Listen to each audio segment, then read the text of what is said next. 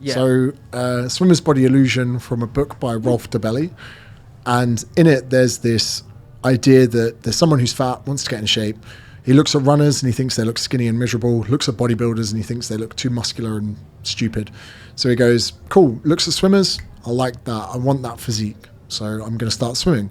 A few months into swimming, he realizes it's all an illusion. Swimmers don't look the way they do because they swim because of the way they look.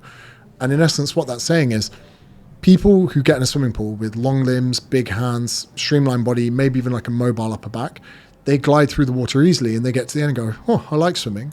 But all the people with short levers, maybe small hands, maybe poor bone density to buoyancy ratios, they get to the end and go, fuck this, I'm going back to another sport. Same way that in rugby, if you're fast and agile, you go, oh, I'm probably going to play in the backs. If you're dense and strong and heavy, you get a position in the forwards.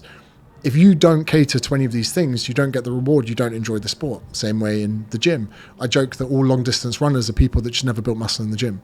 They go to the gym, don't build any muscle, they go, fuck this, I'm gonna try something else. And because they've got frames that aren't really any good at building muscle, they go to start running and they love it. And people will say to me, oh, you big and broad because you played rugby. I said, no, I played rugby because I was big and broad. You don't pick your sport picks you. At 6 foot and 94 kilograms, my sport was almost predetermined for me. If I went to private school, I probably would have played at a higher level. But when we look around at personal trainers, people think that their local PT is a PT because of, you know, their knowledge, their empathy, whatever. They're not. Most of the time, it's because they look like one. If you're a friend in your group of, say, 100 people in your school year, a few of you genetically are going to be leaner and more muscular than other people, whether it's base levels of testosterone in the higher ranges, whether it's a reduced appetite, whether it's whatever it is. Parents with certain genetics from different parts of the world, which has a real impact on your makeup. People go, fuck me, Dave, you should be a PT. Why? Because you love health? No, you look like one.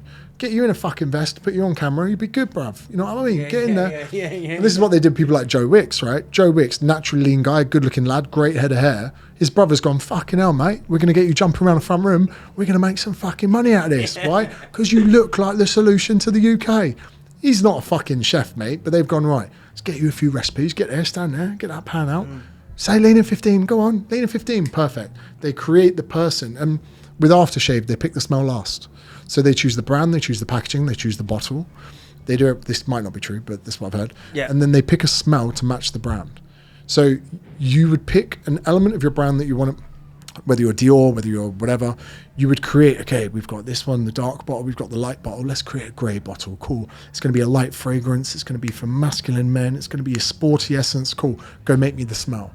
So with so much of what we see in our world, that fitness pleb in Clapham doesn't look the way he does because of what he says what he says because of the way he looks. And for that is one of the biggest red flags in the industry.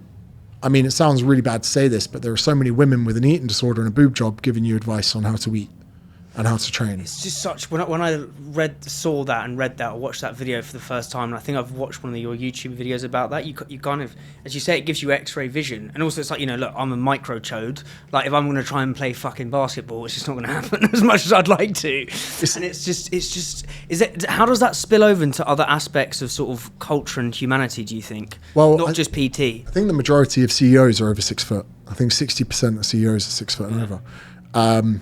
The majority of them are, you know, men as well. And I don't think that comes from sexist.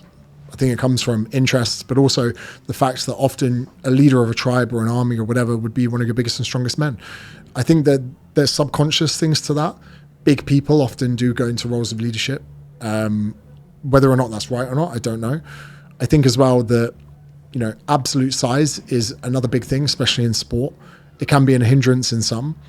But then also genetically between us, we have differences in appetite, muscle mass, bone density, sporting ability, whatever it is.